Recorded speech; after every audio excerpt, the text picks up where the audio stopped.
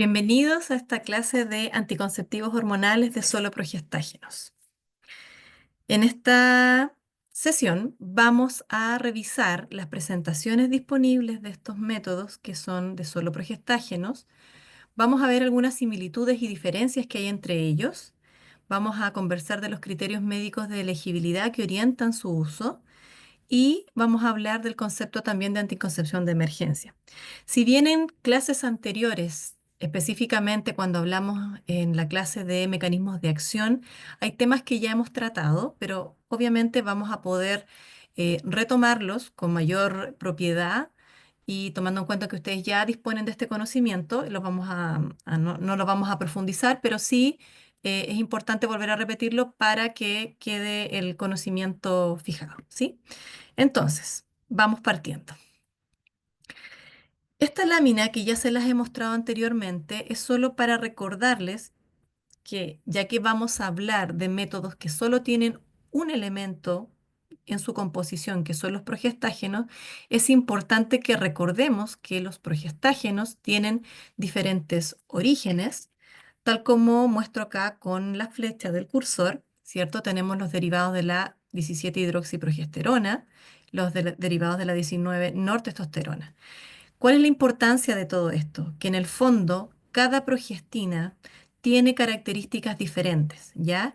Y es aquí también donde aparecen los conceptos de progestinas de segunda generación como el levonorgestrel, de tercera generación como el desogestrel gestodeno, y también que entiendan que hay progestinas que son algunos híbridos, que son los últimos que han aparecido como el dienogest, que van incorporando nuevas propiedades, ¿ya? Y si ustedes recuerdan de nuestra última clase en que hablamos justamente de los métodos combinados que tenían dos componentes, estrógenos y progesterona, en este caso se vuelve muy fundamental el tener muy presente que esta variedad de progestágenos va a darnos la posibilidad de tratar ciertos elementos no contraceptivos que muchas veces las usuarias necesitan subsanar porque están presentes, ya sea porque vienen con mayor incidencia de acné o que tienen algunas manifestaciones más androgénicas y por lo tanto tendríamos que ir a seleccionar alguna progestina que tenga características más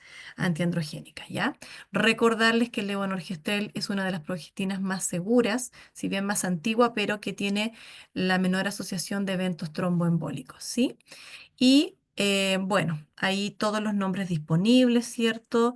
La medroxiprogesterona, que la vamos a mencionar en estos métodos, está la clormadinona, ciproterona dihidrogesterona, está la drospirenona, que recordemos que es un progestágeno derivado de la espironolactona, que es un diurético, y por lo tanto este progestágeno nos permite justamente subsanar complicaciones como por ejemplo retenciones de líquido o en usuarios que están teniendo manifestaciones mucho más androgénicas, ¿ya?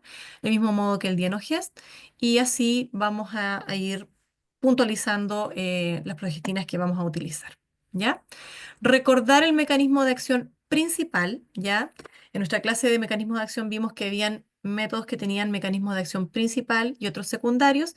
Recordemos que para este tipo de métodos de solo progestágeno, dada su administración continua, ¿cierto? Esto hace que se alteren las células de la mucosa del cuello uterino. Por lo tanto, este moco cervical se vuelve más espeso, más denso y tiene que ver con una deshidratación propiamente tal de este moco, que hace que se genere una capa impenetrable para los espermatozoides y por lo tanto impide o suprime el avance, ¿ya? Estos métodos pueden ser de características o de usos mensuales, trimestrales o también vamos a hablar del concepto de largo plazo, que algo también vieron, por supuesto, con la clase que tuvieron es la clase espejo que tuvieron con Perú, ¿ya? Pero acá es importante, ¿cierto?, que recuerden principalmente el mecanismo principal, ¿ya? Porque secundariamente también tenemos, y dependiendo de la progestina que se utilice, una mayor o menor potencia anovulatoria, ¿ya? Pero por favor, fijar que el principal mecanismo de acción tiene que ver con el espesamiento de moco cervical. Y aquí obviamente entran píldoras anticonceptivas de solo progestágeno, anillos de solo progesterona, las inyecciones trimestrales de deproporadazone o nombres comerciales bien digo el depoprorazone que es medroxiprogesterona o Sayana, ¿ya? Y están los implantes subdérmicos, que acá puse una imagen referencial del que tiene dos barras, ¿ya? Pero más adelante vamos a puntualizar que hay otros tipos también, ¿ya? Y acá mencionarles el diumedicado, que también lo vamos a ver en las siguientes diapositivas.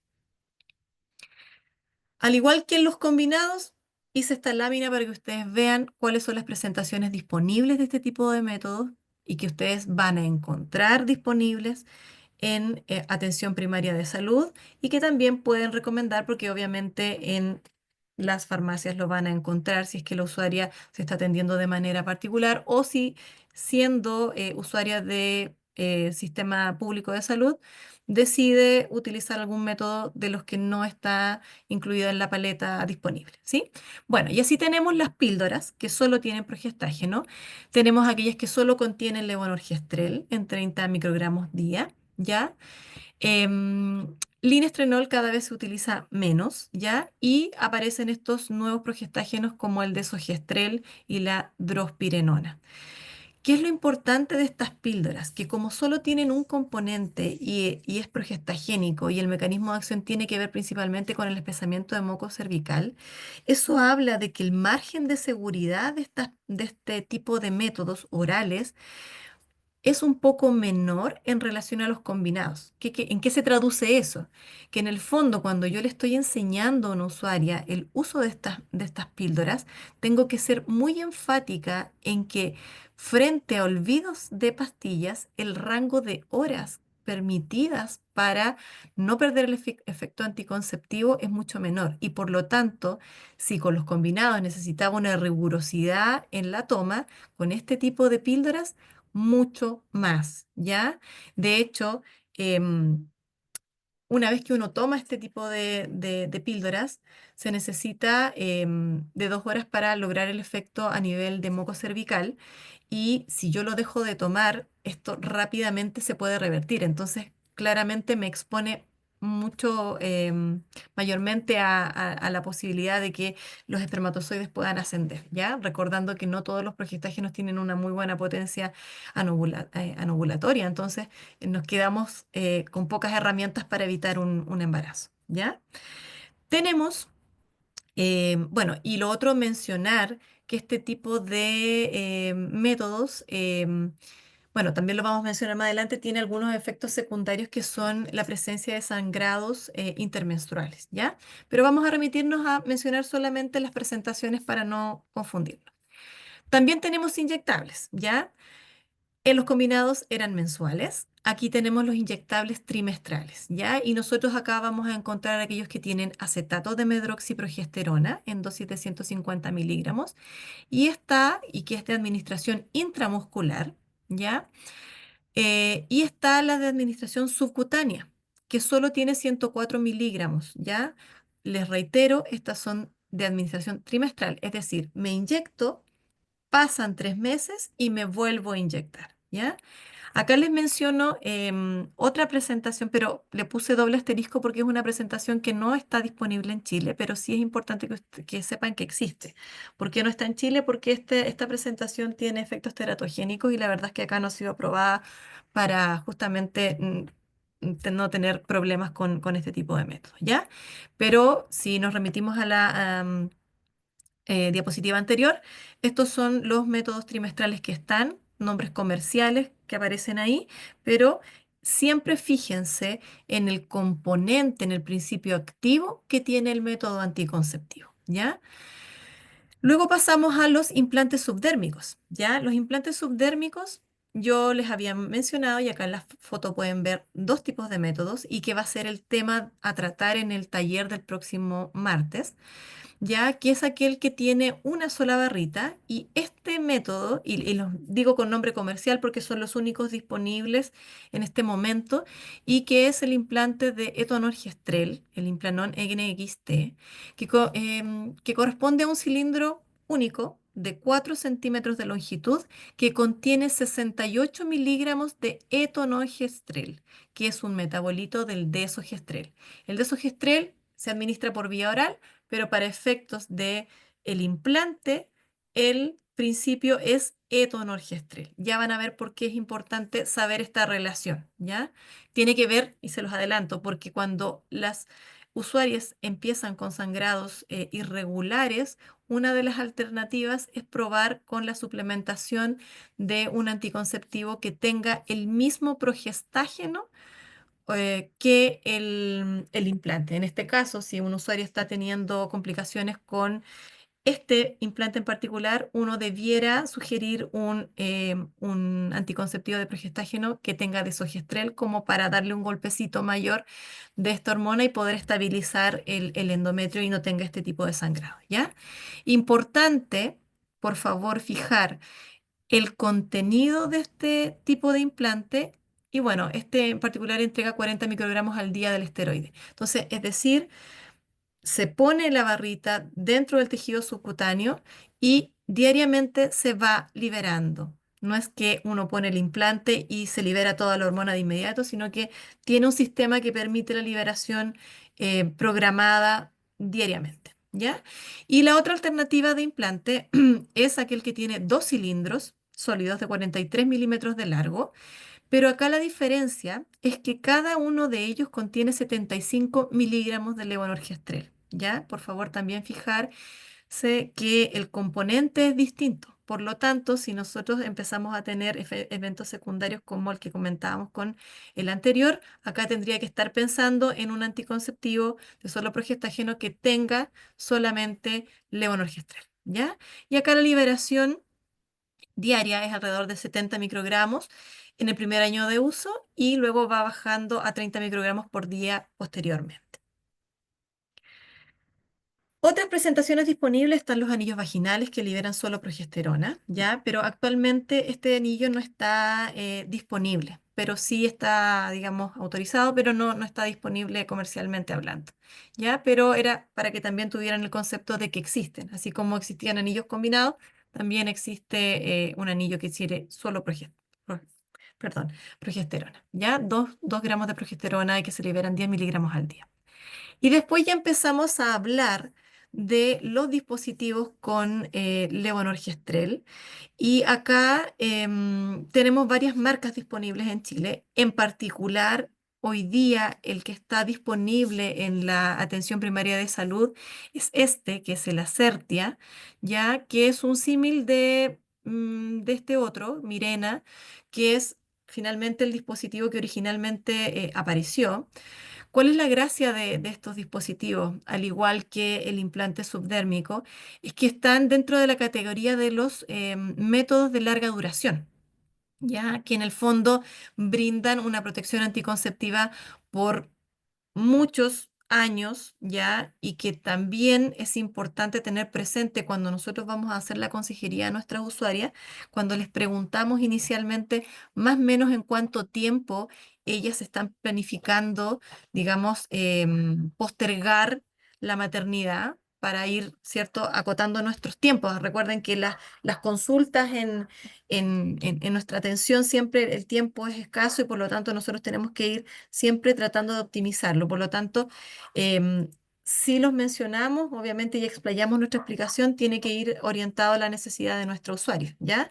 Así es que, bueno, dentro de las marcas que ustedes pueden encontrar, Mirena, la otra variación es Cailina, que tiene menos hormona contenida. Está Acerte, que es, como le decía, el que está en atención primaria de salud, y el Levocert, ¿ya? ¿Qué es importante de esto? Que la inserción necesita capacitación. Por lo tanto, bueno, vamos a tener un taller especial para hablar de este tipo de método y que ustedes puedan practicar la inserción, porque la verdad es que explicarlo verbalmente no es tan efectivo como cuando uno hace el procedimiento, ¿ya? Así que no se preocupen por esa parte que lo vamos a abordar. Y contarles que en algún minuto hubo otro que era el Jaides, pero que ya no se comercializa porque se reemplaza. Ahora, ¿cuál es la gracia de este tipo de métodos? Que en particular estos no solamente son métodos anticonceptivos, sino que tienen otras indicaciones aprobadas, ¿ya? De hecho, Mirena y Acertia en particular, que contiene 52 miligramos de levonorgestrel, Aparte de la anticoncepción, tienen la protección endometrial en mujeres que están necesitando una terapia de reemplazo hormonal. Es decir, una mujer puede utilizar un estrógeno, ya sea oral o transdérmico, y si viene usando este tipo de método anticonceptivo, yo lo puedo dejar puesto, ya, si es que está dentro del tiempo de vigencia, y complemento y ya la estoy protegiendo con una terapia de reemplazo hormonal. Y en el caso, por ejemplo, de los sangrados vaginales, idiopáticos, que por supuesto no tienen un origen maligno, también se puede utilizar como una alternativa terapéutica. Entonces son métodos que ofrecen muchos beneficios y que cada vez se están utilizando más. Acá para mencionarles la diferencia entre los distintos métodos de progestágeno solo. Básicamente, ¿en qué se diferencian? En el tiempo de duración de su protección anticonceptiva. Por ejemplo, los orales, 24 horas. Los inyectables, el que yo les mencionaba de medroxiprogesterona, 3 meses. El Sayana, por ejemplo, también es trimestral. Yadel protege el implante de 2 barritas por 5 años de protección anticonceptiva, es decir, uno lo coloca en la usuaria y se olvida por 5 años de este método. O sea, se olvida en términos de no tener que estar pensando en tomar una píldora, ¿cierto? No es usuario dependiente, ya a eso se refiere. Sinoplan 4 años, Implanon 3 años, el anillo duraba entre 3 a 4 meses, Mirena 8 años, 8 años de protección anticonceptiva demostrada y Cailina 5 años. Entonces acá claramente tenemos nuevamente una amplia paleta de oferta para nuestras usuarias donde nosotros le vamos dando alternativas de acuerdo a su necesidad y a lo que ellas quieren obtener de un método anticonceptivo de este tipo, ¿sí? Además, para todos estos métodos hay características comunes, ¿ya? ¿Cuál es la principal ventaja de estos métodos? Que este tipo de método, como no contiene estrógeno, es adecuado para la mayoría de las mujeres que tienen contraindicación frente al uso de estrógenos, ¿ya? Entonces son una alternativa muy segura. Sí, por supuesto, tienen criterios médicos de elegibilidad en categoría 3 y 4, pero son mucho menores a los que vimos la clase pasada, que son los combinados, ¿ya? Pero sí mencionarles que si bien los criterios médicos de elegibilidad para este tipo de métodos son similares, hay algunos que difieren, sobre todo los que tienen que ver con los inyectables, ya que en algunas condiciones se comportan muy parecido a los combinados. Por lo tanto, es importante tenerlos presentes al momento de hacer la prescripción, si es que viene por alguna necesidad en particular. Recordemos que nuestra misión frente a los métodos anticonceptivos es de orientar a nuestra usuaria para que ella tome la decisión final frente a lo que necesita, ¿ya? Nuestra misión es, obviamente, guiarles, entregarles toda la información, riesgos, beneficios, porcentajes de eficacia, ¿cierto? Para que ella pueda tomar una decisión informada, ¿ya? Estos métodos son seguros durante la lactancia y se pueden utilizar en el tiempo de posparto y esto está avalado por los criterios médicos de elegibilidad, ¿ya? Los efectos secundarios colaterales y metabólicos son muy pocos y en general no tienen eventos secundarios, ¿ya? Están súper definidos y la verdad es que son manejables y una mujer que sabe a qué se expone los acepta de buena manera y también tiene mayor tolerancia al método, ¿ya? Modifican la función ovárica y el endometrio y provocan sangrados irregulares. Ya esto tiene que ver con los mecanismos que hemos revisado. Recordemos que su principal mecanismo es el a nivel del moco, pero sí también hay algunos que tienen mayor o menor inhibición de la ovulación. Ojo acá, al igual que los combinados, no protegen de las infecciones de transmisión sexual, incluyendo el VIH. Por lo tanto, cada vez que nos enfrentamos a usuarias que están viniendo por un método anticonceptivo, siempre tengo que tener presente en mi consejería la prescripción y el recordatorio del uso de doble protección con un método de barrera para prevenir ITS y ustedes saben que el preservativo es lo único que está demostrado para evitar el contagio de VIH, ¿sí? Esto es importante también, saber que es independiente de la relación sexual, ¿cierto? Y que los desórdenes en el sangrado son frecuentes. Este es como el evento secundario más importante que debemos advertirle a nuestras usuarias, ¿ya? Al igual que lo hice en la clase de métodos combinados, les puse aquí las páginas específicas para que ustedes puedan revisar en las recomendaciones sobre prácticas seleccionadas para el uso de métodos anticonceptivos de la OMS de estos métodos, ¿ya?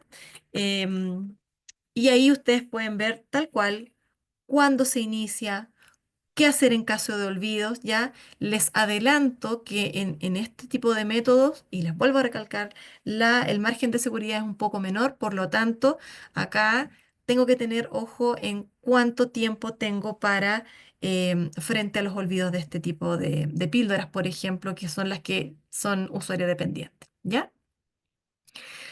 Recordando el concepto de Quick Start, si a nosotros nos llega a nuestra consulta una usuaria que no necesariamente viene con menstruación, nosotros sí tenemos herramientas para poder determinar si está o no embarazada, ¿ya? Recordemos que muchas veces nos encontramos con usuarias que no nos va a coincidir que el control al que están citadas vienen con regla y no podemos mandarla para la casa sin un método anticonceptivo si es que su motivo de consulta era por ese motivo y si es que además nosotros consideramos que es una usuaria que es de riesgo y que probablemente si no le damos un método anticonceptivo en ese momento nos puede volver con un embarazo no planificado, ¿ya? Recordarles entonces que si nosotros preguntamos a la usuaria y verificamos que no ha tenido relaciones sexuales desde el último periodo menstrual normal, ha usado correctamente y consistente el método que venía utilizando, si es que está utilizando, o que esté dentro de los primeros 7 días de su periodo menstrual, si está dentro de los primeros 6 meses posparto, en amenorrea de lactancia o lactancia materna exclusiva, si está dentro de las primeras 4 semanas posparto, o si no está en lactancia y si está dentro de los primeros 7 días posaborto, nosotros podemos tener certeza de que esa usuaria no está embarazada y desde ya podríamos empezar un método anticonceptivo, ¿ya? Así que recuerden el concepto de Quick Start, es importante que lo manejen para su ejercicio profesional y obviamente para efectos de evaluación en nuestra asignatura. ¿Qué características tienen los métodos de larga duración? ¿Ya? Vuelvo a recalcar que el concepto de larga duración hace énfasis a la cantidad de años de protección anticonceptiva que nos brinda, ¿ya? Son aquellos que nos dan desde los 3 años y más, es decir, estamos incluyendo los implantes y los dispositivos medicados, ¿ya? Y bueno, en esta clasificación también entraría la T de cobre, pero como esta clase es solo progestágeno, no está incluido. Pero la T de cobre también es un método de larga duración. De hecho, la T de cobre dura hasta 12 años de protección anticonceptiva, ¿ya? Son reversibles en el momento que yo los saco, independiente que duren tantos años, en el momento que yo los retiro, recupero la fertilidad. Son muy efectivos, si ustedes recuerdan la tabla de efectividad de todos los métodos anticonceptivos que hemos visto, están en el top de la eficacia anticonceptiva, ¿ya? Son muy seguros, ya lo vimos porque solo tienen progestágenos, tienen altas tasas de continuidad porque obviamente son poco dependientes de la usuaria y son costo efectivos. Si bien es cierto, ustedes pueden decirme, o por si no lo saben, los métodos de larga duración obviamente suelen tener un costo inicial mayor que los que son mensuales, pero si uno hace el prorrateo de ese valor mensual, muchas veces van a encontrar que el valor, o sea, dividido en la cantidad de años de protección anticonceptiva, les otorga un beneficio mucho, digamos, económico, va a ser mucho más barato que estar comprando mensualmente. Entonces, eso también es algo que debemos explicarle a los usuarios que muchas veces ven en este tipo de métodos una barrera inicial por el tema de costo. ¿Ya? Si es que estamos en la parte privada, porque afortunadamente en el sistema público contamos con este tipo de métodos, así es que es una excelente alternativa y a considerar, y no a tenerle como respeto por el hecho de tener que aplicar algún tipo de inserción y de aplicar un procedimiento y de esterometría. Acá recuerden que tenemos que dejar de lado todas nuestras aprensiones y nosotros tenemos que ser capaces de ser profesionales integrales, capacitados en todos los métodos para poder ofrecerle a las usuarias y poder, obviamente, hacer las inserciones correctas, ya sea de los implantes o de los dispositivos intrauterinos. Esta lámina es para mostrarles las diferencias específicas, ¿ya? Entre implante subdérmico de 2 barritas, ¿ya? Esto es importante que lo tengan considerado. Aquí esto tiene un material que se llama Silastic, por lo tanto, estas barritas son muy flexibles, ¿ya? De hecho, cuando tengamos el taller se van a dar cuenta, las van a poder tocar, que cuando uno hace la inserción, uno los palpa a través del tejido subcutáneo y muchas veces uno las mueve, ¿ya? Pero ¿cuál es la importancia de que tenga este Silastic? También es que este elemento permite que la liberación sea diaria y que toda la barrita tenga esta posibilidad de que si se fracciona, por ejemplo, se rompe, mientras no se expulse el completo del implante, sigue liberándose la hormona, ¿ya? Y en el caso del que tiene una sola barrita, recordar que tiene etonogestrel. Este tiene una cantidad de 68 miligramos. Miren acá, es un poquitito más pequeño que en comparación al Yadel. Y esto en el fondo, cuando veamos la técnica de inserción, tiene que ver cómo hasta dónde llegamos también con la administración del anestésico para hacer la inserción, ¿ya? Yo quiero compartir con ustedes acá los videos, ¿ya? Para que los puedan ver. Y los voy a proyectar en este minuto, al menos para que vean cómo se inserta este tipo de implante. Vamos a ver si me resulta. Sí. En esta simulación hemos preparado todos los materiales y tenemos todo reunido. Hemos sacado todo de los empaques por razones de marcas y de registro. Les pedimos que comprendan que esto es una simulación, por lo tanto vamos a simular que esto esté estéril y vamos a trabajar en un modelo anatómico falso. ¿Ya? Aprovecho de mostrar en la caja en la cual vienen los implantes que traen dentro el prospecto y el instructivo de inserción, además de los implantes que vienen en este estuche, donde dice que vencen en febrero del 2024. Por lo tanto, tenemos hasta el último día de febrero para poder insertarlo. En el caso del 2024, tenemos hasta el 29 de febrero para poder insertarlo. Y de ahí duran 5 años, igual que los implantes. El instructivo y el prospecto siempre dejamos a criterio de ustedes si se lo entregan o no a la usuaria. Vamos a retirar esta caja. En esta caja viene el trocar estéril del implante de levonorgestrel, que es un trocar desechable, bien indemne, y también podemos utilizarlo en este caso hasta noviembre del 2022. Para poder trabajar vamos a utilizar este modelo anatómico, donde vamos a simular que nuestra usuaria está recostada con el brazo extendido. Pensemos que aquí está el codo, por lo cual podemos medir prácticamente los mismos 6 a 8 centímetros que hablábamos en el video anterior.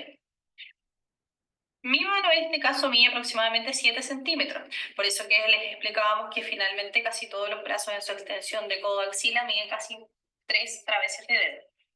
En este sentido, solo les pedimos que si ustedes gustan y para claridad ustedes pueden aprovechar de marcar y decidir dónde van a hacer la incisión, que en este caso utilizaremos los 7 centímetros de mi mano, que son 6 a 8, y luego separaremos el implante por 1 a 1,5 centímetros arriba con el fin de poder hacer la imagen de B. ¿Ya? Para eso podemos usar un marcador, un lápiz, lo que tengamos a mano que nosotros podamos. Lo primero que vamos a utilizar es la anestesia y una jeringa. Puede ser una jeringa de 3 o una jeringa de 5 ml. Ya simulemos que esto es estéril. Tenemos acá unas tórulas de algodón y un alcohol. Antes de preparar el material estéril, lo primero que hacemos es administrar el anestesio con nuestro usuario con el fin de ganar tiempo en el paso del procedimiento. Para anestesiar, recordemos que utilizaremos de 2 a 2,5 ml para el total del procedimiento. Le puse alcohol a 2 tórulas y dejé una seca. Para cargar el anestésico, siempre recordamos limpiar la ampolla, verificar que la fecha de vencimiento, en este caso está vencida en noviembre del 2020. Ese algodón que utilizamos, por supuesto que lo desechamos. Tomamos nuestra jeringa, que venía estéril, siempre nos podemos preocupar de que el bisel quede mirando hacia arriba con el fin de que cuando administremos el anestésico no estemos rotando ni girando la anestesia.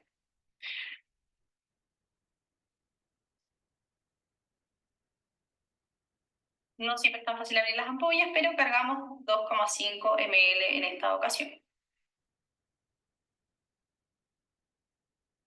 Les aconsejamos que si van a utilizar 2,5 ml, traten de no cargar de más, porque cuando uno carga más anestésico, finalmente termina utilizando más o administrando más de lo que se debe. Mantendré aquí un segundo la jeringa, que no tengo, podríamos cambiar la aguja en caso de ser necesario. Para administrar anestésico, simplemente utilizo guantes de procedimiento. Ya, da lo mismo si son de látex, de vinilo, de nitrilo, siempre preguntar si la usuaria es alérgica a algo o no. Para poder administrar anestésico basta con que limpie de lo más limpio a lo más sucio, y aprovecho de limpiar todo el brazo para poder sacar todos los residuos y la materia orgánica que pudiese tener nuestro usuario.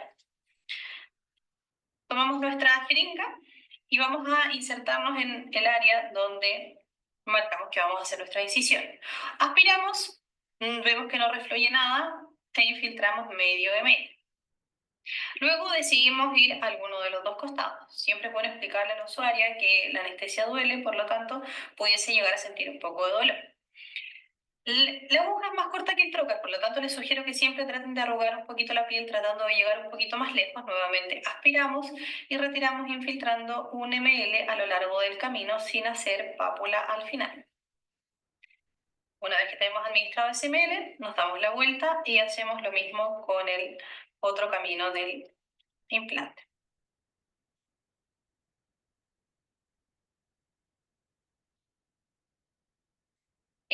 Tenemos administrado nuestro anestésico, la aguja va al desecho cortopunzante que tengamos, ¿ya? Y vamos a retirar los materiales que no vamos a utilizar para poder trabajar en un área más limpia. Mientras esperamos que a nuestra usuaria le haga efecto la anestesia, preparemos nuestros materiales estériles que vamos a utilizar. En este caso, yo aquí tengo dos campos estériles, tengo gasas de diferentes medidas, clorexidina como antiséptico, guantes estériles, una pinza anatómica, una Kelly y una mosquito, un parche curita o una bendita adhesiva, un bisturí número 11, el trocar y los implantes, telas o un IPAFIX, que es un recubrimiento para el final del procedimiento. En este caso vamos a simular que, obviamente, exceptuando la gasa y la botella, todo está estéril. Por lo tanto, vamos a preparar los insumos en nuestra bandeja, obviamente sobre un área estéril. Recuerden que esto es una simulación. Vamos a una de las tórulas que tenemos dentro ya estériles, vamos a ponerle clorexidina con el fin de usarla como antiséptico. Y podemos aprovechar, vamos a sacar el recinto para tener más espacio, de administrarle alcohol al tiro a una tórula, que también va a estar estéril, para que nos sirva para poder limpiar los residuos al final del procedimiento. Vamos a poner, yo en este caso tengo dos campos estériles que vamos a utilizar, y para comodidad, como es la realidad en todos los servicios de salud, vamos a utilizar como campo de base el paquete de los guantes. Podemos poner gasas dependiente de las medidas que tengamos. La verdad es que a veces con 4 o 5 gasas es suficiente. Va a depender también de la práctica y de la cantidad de sangrado que tenga nuestra usuaria. Estas benditas adhesivas también venían estériles, nuestro bisturí, nuestros implantes, el trocar, y en el caso de la inserción vamos a utilizar una pinza anatómica.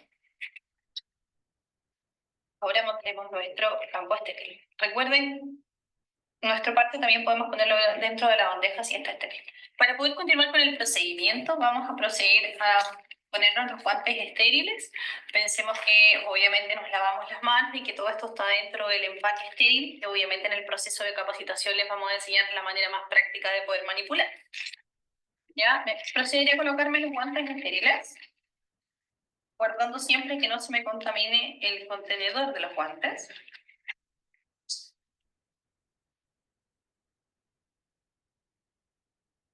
Siempre es importante, les recalcamos durante las capacitaciones, que lo terrible de un procedimiento no es contaminarse, lo terrible es no darse cuenta que te contaminaste. Así que siempre traten de que si se equivocan, bueno, pues nos cambiamos otros guantes, así que es nada de eso genera un riesgo para nuestro usuario. Recuerden que esto está sobre un campo estéril en este proceso de simulación. Antes de poder poner el campo estéril, lo primero que necesito es aseptizar, por lo cual le voy a pasar la clorexidina a mi usuaria de manera ordenada, sin volver a repasar por ningún otro lugar, cuidando la esterilidad de mi guante. ¿Ya? tenemos aseptizada toda la zona en la cual vamos a trabajar y nos vamos a apoyar. Luego le pedimos a la usuaria que levante el brazo, en este caso posicionaré el modelo anatómico sobre el campo estéril. Si poseemos un campo estéril, podemos poner uno hacia arriba, que es hacia donde está nuestra axila de la usuaria, y otro hacia abajo, que es hacia donde está la muñeca de la usuaria. En caso de que no cuenten con campos estériles, podemos utilizar una gasa grande y ponerla para poder recubrir la axila de nuestra usuaria y usarla como campo. Ya no es necesario que seamos tan realistas, nosotros tratamos de adaptarnos y enseñarles con las cosas que ustedes poseen para que no se compliquen, sino que simplemente dentro de todos los materiales que les solicitamos todas las cosas ideales del procedimiento, entendiendo que la realidad local puede variar. Para poder hacer la inserción, lo primero que vamos a utilizar es un bisturí número 11, ¿ya?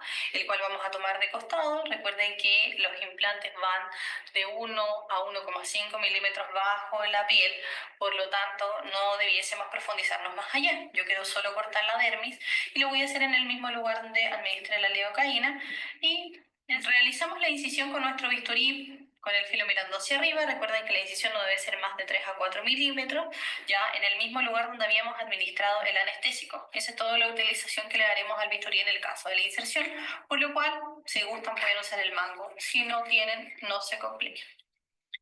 Luego de realizar nuestra incisión, tomamos nuestro trocar, le retiramos la fronda protectora que la dejamos dentro del área sucia, dentro del área estéril. El trocar trae precargado el émbolo, por lo cual, si lo empujamos hasta el final, podemos apreciar que queda en el bisel. Por eso les aconsejo que lo retiremos un poco. Donde el bisel está mirando hacia arriba, el mango del trocar trae una pequeña marca transparente que la van a lograr ver cuando lo tengan en sus manos. Retiro un poco el émbolo del bisel. La clave para tomar el trocar y avanzar fácil es la tracción de la piel, por lo tanto mi piel siempre debiese estar bien estirada, y el trocar sostenido, ojalá con el índice y el medio abajo y el pulgar arriba. Es mucho más sencillo dentro de todas las prácticas que hemos visto. Insertamos solamente el bisel y una vez que tengo el bisel adentro, empujo completamente el trocar. Vamos a insertar el trocar y lo vamos a desplazar bajo la dermis, siempre manteniéndonos en el mismo plano hasta la marca. La marca no debiese ser vista, por lo tanto, debiésemos dejarla oculta bajo la piel para que los implantes no nos queden tan cerca de la incisión. Podemos comprobar que el trocar está superficial simplemente levantándolo y viendo que queda plano, que no está profundo, que no hay pelotitas, que finalmente son panículos adiposos entre el trocar y la piel. Si yo lo suelto, el trocar no se corre. Retiro mi émbolo y con mi pinza anatómica, o puede ser también con las manos, procedo a tomar uno de mis implantes y lo inserto completamente dentro del trocar. Me preocupo de que no tenga ni una pelusa, ni un cuerpo extraño. Voy a empujar el émbolo hasta sentir la resistencia, que quiere decir que el implante llegó al final del trocar. En ese minuto fijo el émbolo con mi mano hábil y procedo a retirar el trocar hasta que se tope. Una vez que se topan, me retiro hasta ver completamente la marca y ya tenemos puesto nuestro primer implante. Me giro para poder dar ángulo al otro implante y nuevamente índice medio abajo, el pulgar arriba, tracciono, preocupándome de no apretar a mi usuaria, sino que solo estirando la piel, y lo empujo hasta la marca nuevamente. Fijo el émbolo, retiro el trocar y procedo a tomar mi otro implante. Me preocupo de que no tenga ni una pelusa ni un cuerpo extraño, me fijo que viene indemne y lo vuelvo a insertar. Lo tomo a un extremo distal para poder insertarlo completamente dentro del trocar. Así evitamos eventos adversos como que se nos vaya a caer el trocar o el implante que se nos puede caer del trocar. Empujo el émbolo hasta el final del trocar hasta sentir la resistencia. Fijo el émbolo y retiro el trocar hasta que se topen. Una vez que se topan, ya tenemos puestos los dos implantes, por lo cual puedo retirar completamente el trocar. El trocar debe ir completo al material corto punzante. Me visualizo que no vengan mis implantes y hago hemostasia con una de mis gasas estériles. Puedo con esta otra tórula con alcohol aprovechar de sacar todos los residuos que le puedan quedar a nuestra usuario para que no se vaya con marcas ni con manchas de sangre o de algo a su casa.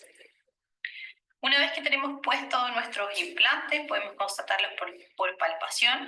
Obviamente no debiesen verse a simple vista, pero si traccionamos la piel, pudiésemos llegar a verlo sin problema. Una vez que está realizada la hemostasia, podemos afrontar con una bendita adhesiva, ya, o parche curita, en el cual tomamos de un extremo, la pegamos de un lado y traccionamos afrontando hacia el otro lado. Ya. Estas benditas adhesivas venían estériles. Una vez que tenemos eso listo, podemos poner una gasa encima que nos ayude a contener y hacer hemostasia y simplemente pegar. En este caso yo tengo un parche que no es impermeable, pero sí que nos puede servir para proteger la incisión de nuestra usuaria. ¿Ya? Cubriendo toda la incisión. Le entregamos las indicaciones posteriores a nuestro usuario, le pedimos que no se moje el parche por 3 días, sobre todo este que no es impermeable, que se ponga, se puede, para bañar se puede utilizar una lusa, un film, que se puede bañar por parte incluso, pero que la idea es que mantenga muy seca esta zona porque si no se puede retirar el parche y podrían salirse los implantes en el proceso de espera de la cicatrización.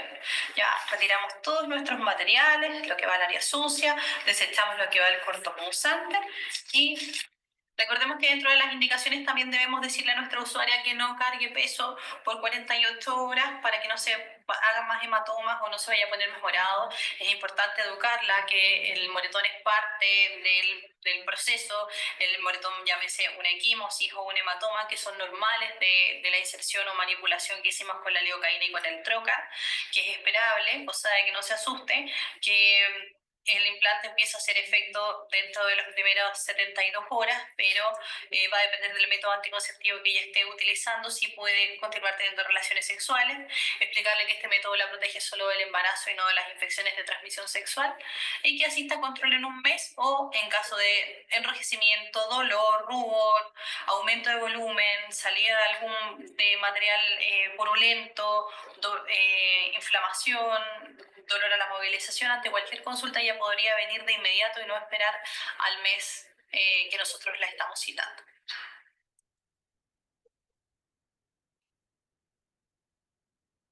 Bueno, entonces, esta clase va a quedar subida, digamos, también se va a subir las diapositivas, ¿ya? Todos estos links están disponibles y los pueden visualizar. De hecho, el profesor Mauricio se los subió porque es parte del material que necesitamos que ustedes revisen. El que acabamos de ver es inserción de Yadel, el que a continuación está es extracción de Yadel. Este es inserción de Implanón y extracción de Implanón. Tengo entendido que en la clase anterior que tuvieron la clase espejo, la colega les habló del sitio de inserción de lo que ellos manejan, ¿ya? Nosotros, por normativa, tenemos un sitio de inserción que difiere del que ellos manejan, ¿ya? Y esto tiene que ver con algo que se ha demostrado a través de la evidencia clínica y que es que nosotros debemos alejarnos lo más posible del paquete vasculonervioso, es decir, nervio, arteria y vena, que pasan por el surco bicipital, ¿ya? Donde se unen estos dos músculos pasa este paquete vasculonervioso que si nosotros hacemos una inserción a ese nivel, tenemos una alta probabilidad de dañar esa zona y podemos tener eventos secundarios complejos, como desde una parálisis braquial, ¿ya? Entonces es importante, o hemorragias, entonces es importante que este punto ustedes lo aprendan bien, ¿ya? Van a tener pautas de cotejo con respecto a esto, pero este es el sitio donde se hace la inserción de los implantes en nuestro país, ¿ya? Reconocemos el surco bicipital, que como les mencionaba, no sé si alcanzan a ver aquí, es donde se une el bíceps con el tríceps. Y yo, tomando en cuenta esta unión, debo, con una regla, más o menos, medir 8 a 10 centímetros hacia perdón, 3 a 5 centímetros hacia el músculo tríceps. O sea, identifico el surco con una reglita visualizo que sea más o menos 3 a 5 centímetros, y es en esta zona donde debiera ir mi implante, ya sea la barrita o las dos barritas que haya elegido la usuaria, ¿sí? Y debo alejarme del epicóndilo, que es esta prominencia acá en la zona del codo, 4 veces más menos, que corresponde a 8 a 10 centímetros, desde ese punto. Entonces, en ese punto donde se unen estos 3 a 5 centímetros alejados del surco y 8 a 10 centímetros alejados del epicóndilo, es ahí donde se hace la inserción. ¿Por qué? Porque me alejo del surco bicipital, que es donde pasa estas estructuras que son tan sensibles y que si las pasamos a llevar, nos podemos llevar varios dolores de cabeza, ¿sí? Así que por favor, fijar que este es el sitio de inserción y esto es lo que para nosotros corresponde realizar, ¿de acuerdo? Si comparamos específicamente Yadel e Implanón, hay diferencias concretas. Primero, el tiempo de uso. Yadel dura 5 años, Implanon dura 3.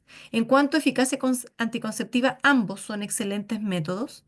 En cuanto a la inhibición ovárica, Yadel tiene una menor inhibición en comparación al Implanon, ¿ya? Y esto tiene que ver con el progestágeno que contienen, ¿ya? Recuerden que el levonorgestrel tiene una menor potencia anovulatoria comparado con el letonorgestrel, que es derivado del desogestrel. En cuanto a la menorrea, la ausencia de regla, ¿cierto? Por más de 90 días, es mucho menor con el implante de dos barritas que con el de una sola barrita, y los eventos secundarios son prácticamente muy similares entre ambos. ¿Cuáles son los eventos secundarios más habituales entre estos dos métodos? Similares, ¿cierto? Los dolores de cabeza, los mareos, la presencia de acné, dolor pélvico, pero aquí es donde yo les mencionaba que la menorrea es mucho más frecuente con el uso de Implanon que con Yadel, ¿sí? Esto es algo que debemos informarles a la usuaria, porque en aquella mujer que quiere arreglar, este tipo de método no es la alternativa más adecuada, ¿sí? Tienen sangrados irregulares, pueden tener sangrados excesivos, sangrados prolongados. Al igual que los métodos combinados, estos métodos tienen un proceso de adaptación en el cuerpo que está descrito entre 3 a 6 meses. Por lo tanto, hay que ir evaluando para ver el grado de conformidad del usuario con este método, que claramente, si se lo hemos explicado antes, lo van a recibir de una mejor manera. Y aquí ya empezamos a hablar de los dispositivos medicados. Específicamente vamos a referirnos a estos, que son Mirena y Cailina. ¿Y qué es lo importante que ustedes retengan? Al igual que el té de cobre, tienen una forma de té, ¿ya? Pero la diferencia en estos métodos es que en este brazo vertical contienen la hormona, ¿ya?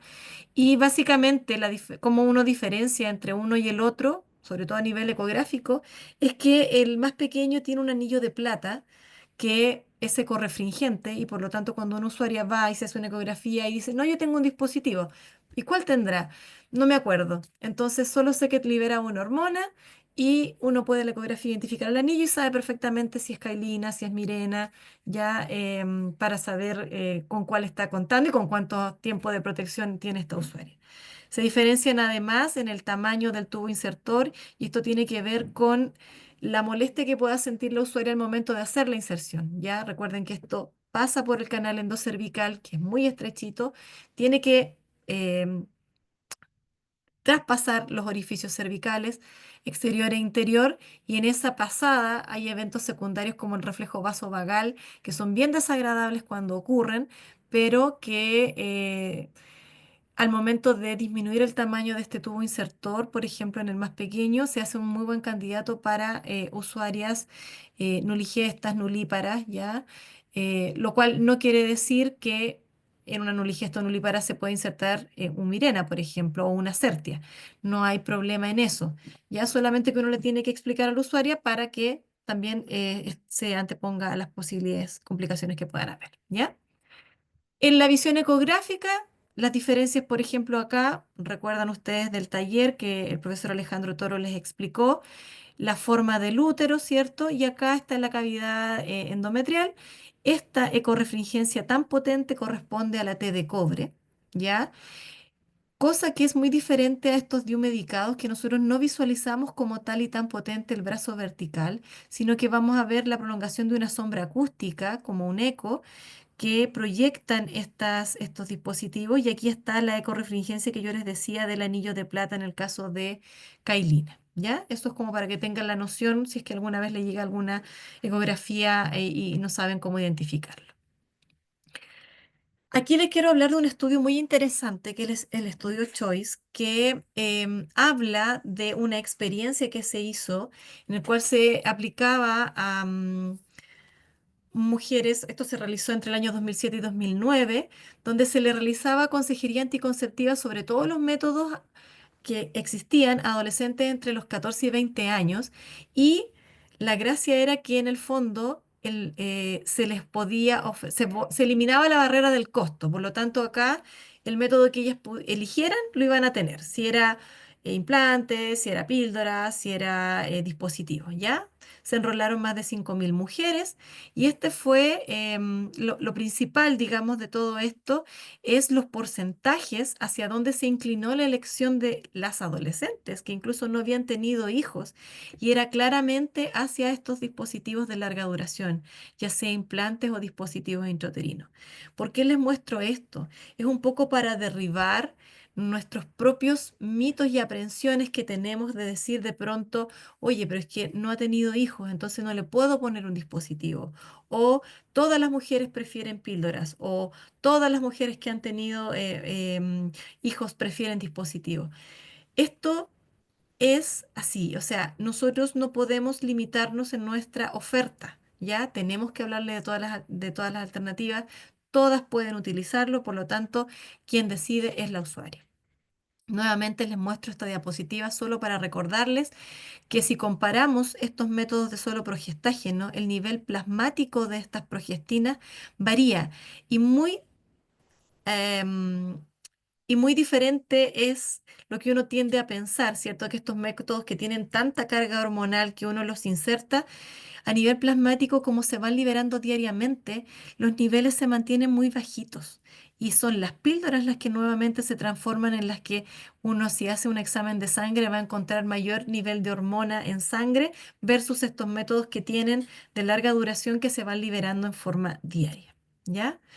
¿Qué diferencia hay entre los distintos métodos? Que los inyectables de solo progestágeno tienen una mayor dosis de esteroide, ¿ya? Que son muy efectivos en el bloqueo de la ovulación, ¿ya? ¿Se acuerdan que el mecanismo principal era a nivel del moco? Pero este tipo de método tiene un potente, comparten, digamos, como en nivel de importancia la ovulación y el espesamiento de moco, ¿ya?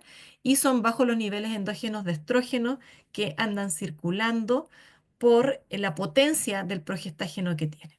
En cuanto a las píldoras e implantes, acá tenemos una menor dosis diaria del esteroide, hay una inhibición de la evolución menos consistente en comparación a los inyectables, se mantiene la secreción endógena de estrógenos y hay una mayor incidencia de quistes benignos en el ovario. Esto es importante mencionarlo, porque a veces llegan a control y los usuarios dicen, ¿sabe que he tenido una molestia en la zona que uno identifica que es la fosa ilíaca, ¿cierto? Derecha o izquierda, pero tiene que ver con la posibilidad que estos métodos sí pueden originar quistes que son benignos y que remiten espontáneamente no más allá de los 3 meses de uso, ¿ya? En cuanto a los implantes, los inyectables, los anillos vaginales, evitan el primer paso hepático, y en el caso de los diucolevonorgestrel, comparten características tanto de implantes como de los dispositivos intrauterinos, ¿ya? En cuanto al retorno de la fertilidad, no hay retraso en la recuperación después del uso de pastillas e implantes y de dispositivos con levonorgestrel, pero sí está demostrado que en los inyectables que utilizan el acetato de medroxiprogesterona, la ovulación recién se recupera alrededor del quinto mes de haber suspendido. ¿Ya? Esto es importante de comentárselo a la usuaria, sobre todo si es que su proyección de hijos es cercana, ¿sí? Y en total, el 50 al 92% de las mujeres se han embarazado a los 9 meses y a los 2 años después de la última inyección, respectivamente. Es decir, suspendo el uso y recupero mi fertilidad, salvo los inyectables trimestrales, se demora un poco más en recobrar el eje hipotálamo hipófisis y por lo tanto las ovulaciones, ¿ya? En cuanto a la seguridad, estos métodos, ya les comenté, modifican la función ovárica y el endometrio, por lo tanto provocan sangrados irregulares y prolongados que son los eventos secundarios más frecuentes con este tipo de métodos. Se pueden generar quistes benignos en el ovario, son poco frecuentes y se resuelven espontáneamente, no son operables, ¿ya? Pueden presentar dolores de cabeza, cambios en el peso, cambios en la piel, trastornos del ánimo, mastalgia en algunas mujeres, no todas, ¿ya? Todos los efectos secundarios siempre se describen, pero eso no quiere decir que toda mujer que lo utiliza lo va a experimentar. Y aquí ya entramos de lleno en los criterios médicos de elegibilidad y a diferencia de los combinados, el único en categoría 4 para este tipo de método es solamente el cáncer de mama actual. Si ustedes recuerdan en la clase pasada, los combinados tenían una serie de categorías 4, pero para este tipo de método, solo si una usuaria está con un cáncer de mama actual, no podría utilizarlo. En el caso de la categoría 3, tenemos la lactancia en las primeras 6 semanas postparto. Si la usuaria tiene una trombosis venosa profunda actual, o sea, en el momento, yo no debiera pensar en este tipo de métodos. Si está cursando una embolía pulmonar, tampoco.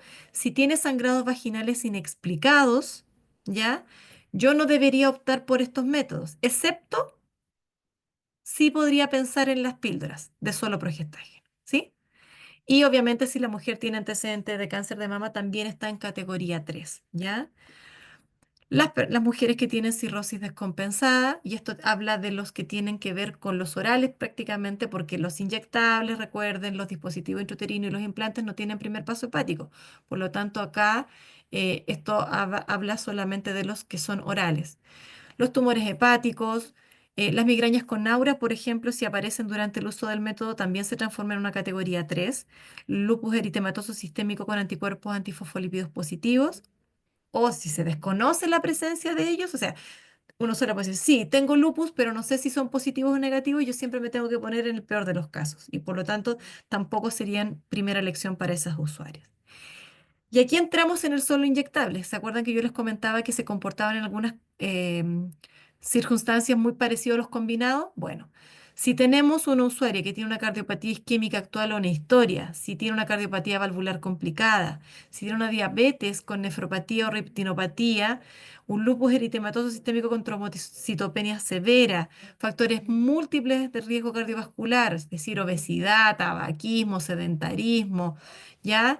em, hipertensión arterial severa, enfermedad vascular y accidente vascular cerebral, solo en el caso de los inyectables sería una categoría 3 para este tipo de método, ¿ya? En el caso lo de píldoras y de implantes, solo la cardiopatía isquémica y el accidente vascular sería una categoría 3, ¿ya? Y esto incluye los implantes subdérmicos como Yadelin-Planón y Sinoplant, que son los disponibles. También categoría 3 solo para las píldoras de progestágeno solo, está el uso de anticonvulsivantes como la fenitoína, carbamazepina, barbitúricos, primidona, topiramato y oxacarbamazepina, y el uso de rifampicina o rifobutina. Para el DIU de levonorgestrel, la categoría 3 comparte los criterios médicos de elegibilidad de las pastillas y los implantes y de los dispositivos intrauterinos. ¿Ya? Y ya terminando, vamos a hablar de la anticoncepción de emergencia, que obviamente como está considerada dentro de los métodos que utilizan solo progestágenos, mencionarles y a modo excepcional que el dispositivo intrauterino con cobre es una de las alternativas dentro de la anticoncepción de emergencia. Hago este paréntesis porque eh, cuando se hable de anticoncepción de emergencia no hormonal es porque vamos a hablar de la T de cobre, ¿ya? Pero esto tiene que ser insertado por una persona capacitada, por supuesto, dentro de los primeros 5 días o 120 horas después de la relación sexual desprotegida. ¿Y esto qué genera? El mecanismo de acción sería generar condiciones desfavorables para los gametos, impidiendo la fertilización, ¿ya? Después tenemos disponible el acetato de ulipristal, que es otro compuesto que se da en una dosis única oral en un comprimido de 30 miligramos dentro de los primeros 5 días o 120 horas. Y el mecanismo de acción es retrasar la ovulación si se administra antes del pic de LH, ¿ya? Y en una tercera instancia tenemos el levonorgestrel, y la dosis recomendada es una sola toma oral de 1,5 miligramos de levonorgestrel dentro de las primeras 72 horas después de la relación sexual desprotegida para poder generar un retraso en la ovulación si es que se administra antes del pic del LH. Recordemos que toda anticoncepción de emergencia, una vez que ya se ha generado el pic del LH y se desencadena la ovulación, no hay nada que hacer, ya no va a surtir el efecto. Ahora, nosotros siempre le hemos hablado de que en el fondo la anticoncepción de emergencia se utiliza cuando hay una relación sexual desprotegida, pero no solamente en eso, sino que cuando tenemos, por ejemplo, una ruptura o desplazamiento del uso del condón, un desplazamiento de un diafragma, cuando se expulsa un dispositivo intrauterino, cuando hay un retraso en el inicio o en el olvido de los nuevos envases de las píldoras anticonceptivas, ya sea combinados de solo progestágeno, cuando hay un atraso en la inyección, cuando hay un atraso en la colocación del anillo. Entonces, en el fondo, cuando estamos frente a errores en el uso de un método anticonceptivo, también se considera como y ocurre una relación sexual, por supuesto que genera riesgo, es necesario pensar en una anticoncepción de emergencia. ¿Ya? Les recuerdo finalmente que el mecanismo de acción de esta anticoncepción es postergar o inhibir el pic del LH, por lo tanto retrasa o inhibe la ovulación durante los días de sobrevida espermática tras la relación sexual no protegida o los errores en el uso de métodos, ¿ya? Y que finalmente lo que busca es espesar el moco cervical, ¿ya? Entonces, no altera el endometrio, no evita la implantación del óvulo fecundado y no tiene efecto si la mujer ya ovuló o está embarazada. Y esta diapositiva ustedes ya la tenían antes en sus clases, pero solo recordarles las distintas presentaciones, la dosis única, las dos píldoras que se toman cada 2 horas con dosis de 750 microgramos o el método YUSPE, ¿cierto? Que involucra la dosis es de dos dosis de 100 microgramos de etinilestradiol más 500, pero como la presentación de nuestros anticonceptivos eh, no es exactamente esa, nosotros podemos recurrir a dos dosis, es decir, cuatro píldoras de 30 microgramos de etinilestradiol y de 0,15 miligramos de levonorgestrel, y después de 12 horas volver a tomar cuatro píldoras, ¿ya? ¿Cuál es el riesgo de esto? Es que la usuaria se tome las primeras cuatro y después se olvide y no tome las otras cuatro, y ahí obviamente no corre la anticoncepción de emergencia, ¿ya? Es necesario tomar estas dos tomas para que realmente tenga un efecto, ¿sí? Siempre se privilegia el uso de una única dosis o estas dos dosis versus esta otra, ¿ya? Pero para que ustedes sepan que tienen la alternativa. Y recordar que la T de cobre está considerada dentro de la anticoncepción de emergencia. En cuanto a los eventos adversos de la anticoncepción de emergencia, en realidad como estos son solo progestágenos, son muy seguros, no tienen contraindicaciones, por eso se puede dar tranquilamente. Solo el 10% de usuarios se ha demostrado que puede presentar cefalea, náuseas y dismenorrea. Las náuseas básicamente están asociadas sobre todo a las mujeres que toman esta cantidad de píldoras en forma simultánea. Y en caso de vómito dentro de 3 horas después de haber ingerido esta anticoncepción de emergencia, es necesario repetir la dosis. Si no es como no se absorbe, no hace efecto. Y nuevamente no protege contra las ITS. ¿Ya? Esta es la bibliografía utilizada para desarrollar la presentación, la cual pueden revisar cuantas veces ustedes estimen conveniente. Y por favor, para el taller de la próxima semana necesitamos que revisen los links de los videos que yo le acabo de esbozar. Vimos el de implante de 2 barritas, pero están todos disponibles, necesitamos que los revisen. Están las pautas de cotejo también subidas y están los folletos de información profesional por si quieren revisar en mayor profundidad los distintos implantes que vamos a trabajar en ese taller. Espero que esta clase les haya servido, que sea aclaratoria para algunos conceptos que probablemente hayan tenido confusos, y nos vemos en el próximo taller y en nuestras próximas clases. Que estén muy bien.